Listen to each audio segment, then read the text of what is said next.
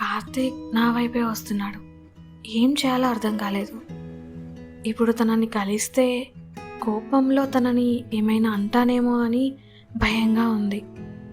అప్పుడే రమ్య పిలవకపోయినా సరే, హా రమ్య వస్తున్నా అంటూ పక్కకి వెళ్ళిపోయా. వెనక నుంచి తను, ఏవండోయ్ సత్యభామ గారు అని పిలిచాడు. వెనక్కి తిరిగి చూసా. ఏంటండి చూసి కూడా చూడనట్టుగా వెళ్ళిపోతున్నారు అని అన్నాడు. అదేం లేదు కార్తీక్, చాలామంది ఉన్నారు కదా, సరిగా గమనించలేదు అంతే అని అన్నా నేను. ఓహో, మధ్యాహ్నం ఏంటండి సడన్గా వెళ్ళిపోయారు మరి అని అన్నాడు. అదా, చాలాసేపు అయింది కదా, అమ్మ తిడుతుందేమోనని వెళ్ళిపోయా అని అన్నా నేను. ఓహో, నా లవ్ స్టోరీ అడిగారు కదా, విననే లేదు అని అన్నాడు. అబ్బా, ఇప్పుడు తను ఆ అమ్మాయి గురించి చెప్తే నేను తెలుసుకోవాలా, ఎలా అని అనుకుంటుంటే అప్పుడే రమ్య వచ్చింది. ఏంట్రా నువ్వేం చెప్పావు, అదేం వినలేదు అని అడిగింది. కార్తీక్ నవ్వుతూ, అదా నా లవ్ స్టోరీ అని అన్నాడు. అప్పుడు రమ్య నవ్వుతూ, అబ్బో అదో పెద్ద లవ్ స్టోరీ, నువ్వు చెప్పటం అది వినటం బాగుందిరా అని అంది. నాకేమీ అర్థం కాలేదు. రమ్య వైపు చూసి, ఏంటి అలా అనేసావు అని అన్నా నేను. అవునే, అదెప్పుడో స్కూల్లో ఉన్నప్పుడు వాళ్ళ సీనియర్ అక్కని చూసేవాడు. అక్క బర్త్డేకి ఇచ్చిన చాక్లెట్స్, ఇంకేంటి ఆ రబ్బర్ బ్యాండ్స్, ఇవేవో దాచిపెట్టుకునేవాడు గుర్తుగా. చాక్ పీస్ టెస్ట్ అని చెప్పి అక్క క్లాస్కి వెళ్ళి చూస్తూ ఉండేవాడు.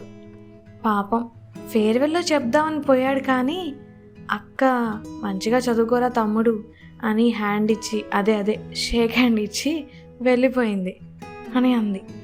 అంతే, చుట్టూ అందరూ ఉన్నా సరే పట్టించుకోకుండా చాలా గట్టిగా నవ్వేశా. కన్నుల నిండా నీరు వచ్చేసింది. అందరూ నన్నే చూస్తున్నారు అని ఆగిపోయా. అప్పుడు రమ్య, ఏంటే బానే ఉన్నావా, ఏంటి అలా నవ్వేశావు, ఇప్పటి వరకు మాట గొంతు దాటే రాలేదు హా అని అంది. అదేం లేదులేవే అని ఏదో చెప్పబోతుంటే రమ్యని ఎవరో పిలిచారు. అప్పుడు తను, రండిరా గేమ్ చూద్దాం అంటూ వెళ్ళిపోయింది. అప్పుడు ఇద్దరమే ఉన్నాం. ఏదో పెద్ద భారం దిగిపోయినట్టుగా ప్రశాంతంగా ఉంది. తను నా వైపు చూస్తూ, ఏంటో ఇప్పటి వరకు మూతి ముడుచుకుపోయింది, ఇప్పుడు పెదవి చివరికి చిరునవ్వు తిరిగి వచ్చింది అని అన్నాడు. అదేం లేదు, ఇప్పటి వరకు నిద్ర మత్తులో ఉన్నా, నీ లవ్ స్టోరీ విన్నాక మత్తంతా వదిలిపోయింది కార్తీక్. బా, గ్రేట్ లవ్ స్టోరీ తెలుసా అని అన్నా నేను. తను నా వైపు కోపంగా చూస్తున్నాడు. సరేలే, మంచి లవ్ స్టోరీ ఓకేనా అని అన్నా నేను. అప్పుడు తను కూడా నవ్వేశాడు. మళ్ళీ తనే, నీకు ఒకటి చెప్పనా అని అన్నాడు. ఏంటి అని అడిగా నేను. మీరు ఏది పూర్తిగా వినరు కదా, నేనేదో లవ్ స్టోరీ ఉంది అనగానే పూర్తిగా వినకుండా నాకు గర్ల్ ఫ్రెండ్ ఉందని ఊహించుకున్నట్టున్నారు అని అన్నాడు. నేనేం ఊహించుకోలేదులే అని అన్నా నేను. అయినా గర్ల్ ఫ్రెండ్ ఉంటే ఇన్ని రోజులు ఫోన్ లేకపోయినా ఇంత నార్మల్గా ఎలా ఉంటాయండి, కొంచెమైనా ఆలోచించాలి కదా అని అన్నాడు. నీ గర్ల్ ఫ్రెండ్ గురించి నేనెందుకు ఆలోచిస్తా, నువ్వు ఉంది అన్నావు ఉంది అనుకున్నా, లేదు అన్నావు లేదు అనుకున్నా, అంతే అని అన్నా నేను. బయటికి అలా అన్నానే అని, కానీ లోపల ఏదో తెలియని ఆనందం. తన ముందు బయటపడకుండా చాలా కంట్రోల్ చేసుకుంటున్నా. ఇక నా వల్ల కావటం లేదు. సరే కార్తీక్, నువ్వు గేమ్ చూడు, నేను రేపు కలుస్తా అని చెప్పేసి ఒక క్షణం కూడా అక్కడ ఉండకుండా పరిగెత్తుకుంటూ బయటికి వచ్చేసా. మాటల్లో చెప్పలేని ఆనందం అది. అలా పరిగెడుతూనే ఉన్నా. పక్కనే కాలువ, చీకటి పడింది కానీ మొత్తం లైట్స్, పండుగ కదా చాలా లైట్స్ పెట్టారు. అలా పరిగెత్తుకుంటూ వెళ్ళి ఒక బ్రిడ్జ్ లాగా ఉంది, అక్కడికి వెళ్ళా. బ్రిడ్జ్ మీదకి వెళ్ళి అటు ఇటు తిరుగుతున్నా. ఏం చేస్తున్నానో నాకే అర్థం కావటం లేదు. ఏదో బయటికి చెప్పలేని ఫీలింగ్ అది. ఏంటి సత్య, ఎప్పుడు లేని ఎంత ఆనందం! గట్టిగా అరిచి గోల చేయాలని ఉంది. తన మీద నాకున్న ఈ ఫీలింగ్స్కి ఏం పేరు పెట్టాలి ఏంటో తెలియదు, కానీ తనతోనే ఉండాలనిపిస్తుంది. ఎంతసేపు ఉన్నా సరే, తనకు దూరంగా ఉన్నా సరే తన గురించి ఆలోచిస్తున్నా. ఏంటిదంతా అని ఆలోచిస్తుంటే ఓయ్ సత్యమ్మ అని వినిపించింది. వెనక్కి తిరిగి చూసా. కార్తిక్. ఏంటిక్కడ ఒక్కదానివే ఉన్నావు అని అడిగాడు. ఏం లేదు, చల్లగా బాగుందని అని అన్నా నేను. బాగానే ఉంది, కానీ ఏమైందని అలా వచ్చేసావు అని అన్నాడు. అది చెప్తాలే కానీ ఏంటోయ్ సత్యమ్మ అని అంటున్నావు అని అన్నా నేను. సత్య కన్నా సత్యమ్మ బాగుందని అని అన్నాడు. అమ్మమ్మ చెప్పిందా మిమ్మల్ని అసలు? సరే సరే, చీకటి అయిందిగా, వెళ్దామా అని అన్నాడు. సరే అని అన్నా నేను. అలా ఇద్దరం మాట్లాడుకుంటూ నడుస్తున్నాం. తను మాట్లాడుతుంటే తన నుంచి చూపు తిప్పకుండా తన కనుల వైపు చూస్తూ ఉన్నా. కానీ తను నా వైపు చూస్తున్నప్పుడు మాత్రం పక్కకి చూస్తున్నా. ఇల్లు దగ్గరికి వస్తుంది. తనతో ఇంకా ఉండాలి, మాట్లాడాలని ఉంది, కానీ ఉండలేను. రేపు తనని ఎలా కలవాలి అని ఆలోచిస్తూ ఉంటే అప్పుడు తను ఓయ్ సత్యమ్మ, బీచ్కి వెళ్దామా రేపు అని అడిగాడు. ఏంటి అని తన వైపు చూసా, అక్కడే ఆగిపోయి. అంటే మేమందరం కాకినాడ అనుకుంటున్నాం, వస్తావా అని అడిగా అని అన్నాడు. అమ్మయ్యా, ఇలా అయితే రేపు తనతో ఉండొచ్చు. వస్తా. ఏ టైంకి, ఎలా అని అడిగా. మార్నింగ్ 5:30 అలా సన్ రైజ్ చూద్దామని అని అన్నాడు. ఓహో ఓకే కార్తిక్, నేను వస్తా అని చెప్పా. ఇంతలో ఇల్లు వచ్చేసింది. తనకి బాయ్ చెప్పేసి ఇష్టం లేకుండానే లోపలికి వచ్చేసా. రేపు ఉదయమే వెళ్ళాలి కదా, ఎలా చెప్పాలి వీళ్ళతో, ఎలా చెప్తే ఒప్పుకుంటారు అని ఆలోచించుకుంటూ స్టార్ట్ చేశా. నాన్న, రేపు రమ్య వాళ్ళ బ్యాచ్ అంతా కాకినాడ బీచ్కి వెళ్తున్నారంట, నన్ను కూడా రమ్మన్నారు, వెళ్ళనా అని అడిగా. అలా పూర్తి చేశానో లేదో అప్పుడే అమ్మమ్మ ఎక్కడికే వెళ్ళేది, అంత దూరం ఏమొద్దు అని అంది. అది కాదమ్మమ్మ, ఇప్పుడు సిటీకి వెళ్ళిపోతే వాళ్ళని మళ్ళీ ఎప్పుడో కలుస్తా కదా, ఇంతకుముందు ఎప్పుడు ఇలా వెళ్ళింది కూడా లేదు, వెళ్ళి వస్తా అని అడిగా. చెప్తే వినవు కదా, సరే నీ ఇష్టం అని అంది అమ్మమ్మ. అప్పుడే నాన్న వైపు చూసా. సరేరా, వెళ్ళిరా జాగ్రత్తగా అని అన్నాడు. అమ్మయ్యా, ఒప్పేసుకున్నారు అని అనుకున్నా. అప్పుడు నాన్న ఎప్పుడురా వెళ్ళేది అని అడిగాడు. రేపు ఉదయం 5:30కు నాన్న అని చెప్పా. ఏంటి అంత ఉదయమా అని అన్నాడు. అంటే అది నాన్న సన్ రైజ్ చూద్దామని అని అన్నా నేను. అవునా, సరే సరే, నీరజ ఉదయం దగ్గరుండి పంపించు, జాగ్రత్త, సరేనా అని అన్నాడు. రేపు ఉదయాన్నే వెళ్ళాలి, ఇక పడుకోవాలి అని బెడ్ మీద కూర్చున్నా. కానీ నిద్ర రావటం లేదు. ఏంటి ఈ కంగారు, ఆనందం, ఏవేవో ఒకేసారి ఎన్నో మిక్స్డ్ ఫీలింగ్స్ తెలుసా. తనతో ఉండడానికి ఏదొక వంక వెతుకుతున్నా. అసలు తను పూర్తిగా చెప్పేది వినకుండా నేనే ఏదో ఏదో అనుకున్నా. దీన్ని ఇష్టం, ప్రేమ అనాలా? తను కూడా నాలానే ఫీల్ అవుతున్నాడా? నాకెందుకో అనిపిస్తుంది తనకి కూడా నేనంటే ఇష్టమే అని. కానీ తన గురించి నాకు ఏం తెలుసని ఇదంతా ఆలోచించడం లేదు, ఎందుకో తెలియదు. తనతో ఉంటే బాగుంది. తన పేరు నాలో నేను పలికినా సరే నాలో ఏదో అలజడి. తనతో నా మొదటి పరిచయం గొడవే అయినా అది ఎంతవరకు తీసుకొస్తుందని అనుకోలేదు. తన నవ్వు, తన చూపు, మాట అన్నీ నచ్చేస్తున్నాయి. తను ఏం చేసినా బాగుంటుంది.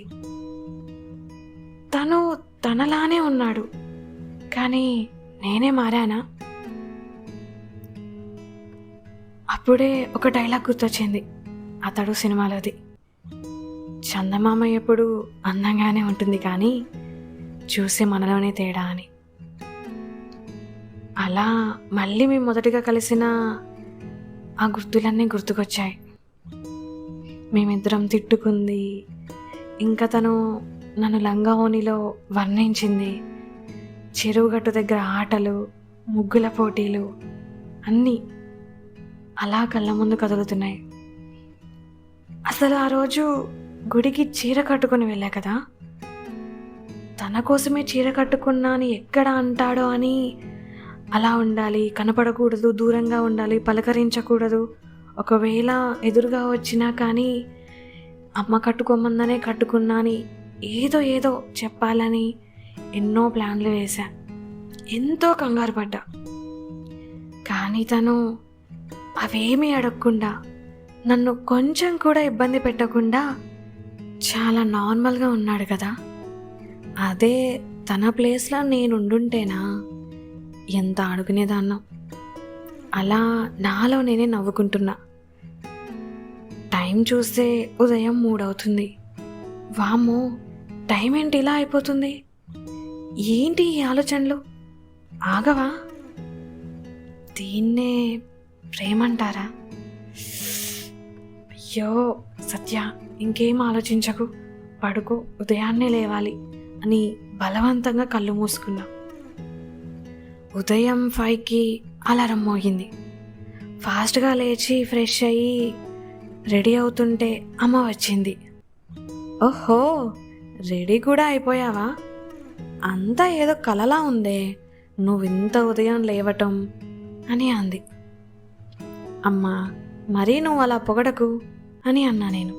అప్పుడే రమ్య కాల్ చేసింది. సత్య, రెడీయా, వెళ్దామా అని అంది.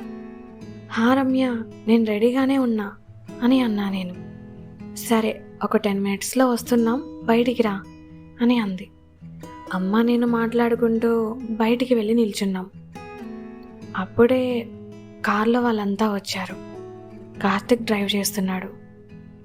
నేను కార్తిక్ వెనక సీట్లో వెళ్ళి కూర్చున్నా. కార్ స్టార్ట్ అయింది. సాంగ్స్ పెట్టారు. అలా వైబ్ అవుతూ మా జర్నీ సాగిపోతుంది. అప్పుడప్పుడు కార్తిక్ని నా ఎదురుగా ఉన్న మిర్రర్లో, ఇంకా బయట కార్తిక్ సైడ్ ఉన్న మిర్రర్లో చూస్తూ ఉన్నా. అలా చూస్తూ ఉంటే ఒకసారి దొరికిపోయా. తను కూడా చూశాడు. అబ్బా, మళ్ళీ దొరికిపోయానా అని అనుకుంటూ వేరే వైపు చూసా. అలా మార్నింగ్ 7కి కాకినాడ రీచ్ అయ్యాం. అప్పుడే సన్ రైజ్ అవుతుంది.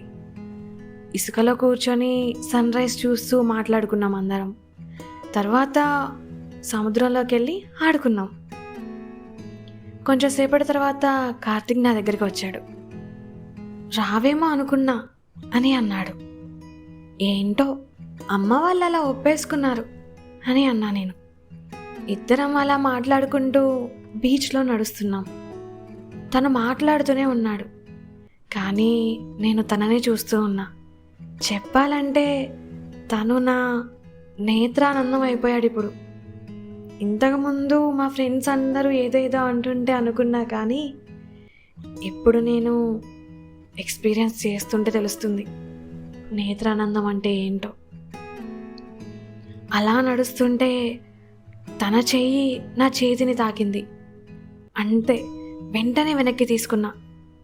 మళ్ళీ ఏదో అలజడి నాలో, ఏమీ అర్థం కావటం లేదు.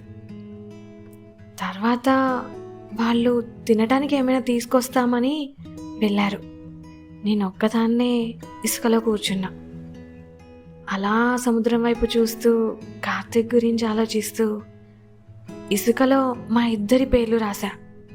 సత్య, కార్తీక్ అని. వాటిని చూస్తూ మురిసిపోతున్నా. ఏంటో ఏమో, తనకి ఇదంతా చెప్పాలా? తను కూడా ఇలానే ఫీల్ అవుతున్నాడేమో, అడగాలా? కానీ ఏమనుకుంటాడో, ఏమంటాడో?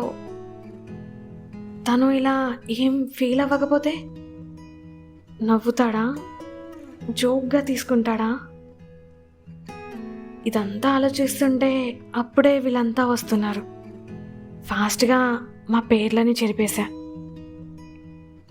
తర్వాత తినేసి కాకినాడలోనే కొన్ని ప్లేసెస్ ఉంటే అవి చూసి రిటర్న్ అయ్యాం. ఊరికి వచ్చేసాం.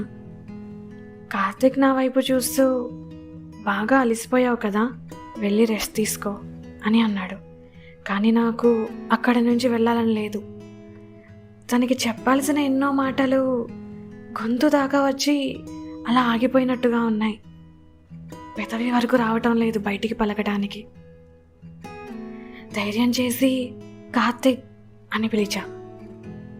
హా అని నా వైపు చూశాడు. కానీ చెప్పాలంటే ధైర్యం రావట్లేదు. ఏదో చెప్పాలనుకొని, సరే కార్తీక్ బాయ్ అని అన్నాను. తను నవ్వుతూ సరే బాయ్ అని అన్నాడు. నేను మా ఇంటి వైపు నడుచుకుంటూ వస్తూ, బాయ్ చెప్పడానికి పిలవాలా, ఏం చెప్పాలనుకుని ఏం చెప్తున్నావే అని నన్ను నేనే తిట్టుకుంటూ ఇంట్లోకి వచ్చేసా. నా రూమ్కి వెళ్ళేసరికి అమ్మ ఏదో సర్దుతూ ఉంది. ఏంటమ్మా ఏదో సర్దుతున్నావు అని అడిగా. వచ్చేసావా? ఏం సర్దుతున్నానా? నీ బ్యాగ్ మేడం గారు, రేపు మనం వెళ్ళాలి కదా అని అంది. అంతే, అలానే ఆగిపోయా. ఏంటి, వెళ్ళిపోతున్నామా? అసలు ఈ విషయమే మర్చిపోయా. అంటే రేపటి నుంచి కార్తీక్ని కలవను కదా. అబ్బా, ఇలా అవుతుందేంటి? తను కూడా నాలానే ఫీల్ అవుతున్నాడో లేదో అడగనే లేదు. తెలుసు, నాకు అనిపిస్తుంది తనకి కూడా నేనంటే ఇష్టమే, అంటే నాలానే ఫీల్ అవుతున్నాడు అని. కానీ అడగాలంటేనే ధైర్యం రావటం లేదే. కానీ ఇప్పుడు మిస్ అయితే మళ్ళీ తనని ఎలా కలవటం అని అనుకొని, అమ్మ ఇప్పుడే వస్తా అని చెప్పి పరిగెత్తుకుంటూ బయటికి వచ్చా. కార్తీక్ వాళ్ళ ఇంటి దగ్గరికి వెళ్ళా. ఇంటి బయట వాళ్ళ అన్న కొడుకు బుక్లో ఏదో డ్రాయింగ్ వేస్తూ ఉన్నాడు. అరే కార్తీక్ ఉన్నాడారా అని అడిగా. లేదక్క, కార్లో ఎక్కడికో వెళ్ళిపోయారు వాళ్ళంతా అని అన్నాడు. అబ్బా, ఇంటికి రాకుండా ఎక్కడికి వెళ్ళిపోయాడు? ఇప్పుడు ఎలా, తనతో ఎలా మాట్లాడటం? రేపు ఉదయాన్నే వెళ్ళిపోతాం కదా అని ఆలోచిస్తూ, ఐడియా అని అనుకొని ఆ బాబు దగ్గర ఉన్న బుక్ తీసుకొని నా నెంబర్ రాసి, రే ఇది సత్యక్క ఇచ్చిందని చెప్పి కార్తిక్కి ఇవ్వు, కాల్ చేయమను అని చెప్పేసి అక్కడ నుంచి వచ్చేసా. లోపలికి వెళ్ళి ఫ్రెష్ అయ్యి ఫోన్ పట్టుకొని కూర్చున్నా, కాల్ చేస్తాడేమోనని.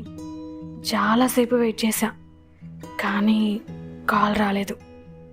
ఎక్కడికి వెళ్ళిపోయాడు? నెంబర్ తీసుకున్నాడా లేదా? కాల్ ఎందుకు చేయటం లేదు అని ఆలోచిస్తూ అలానే నిద్రపోయా. ఉదయం లేచేసరికి 7:30 అవుతుంది. అబ్బా సత్య, ఇంతసేపు నిద్రపోయేది?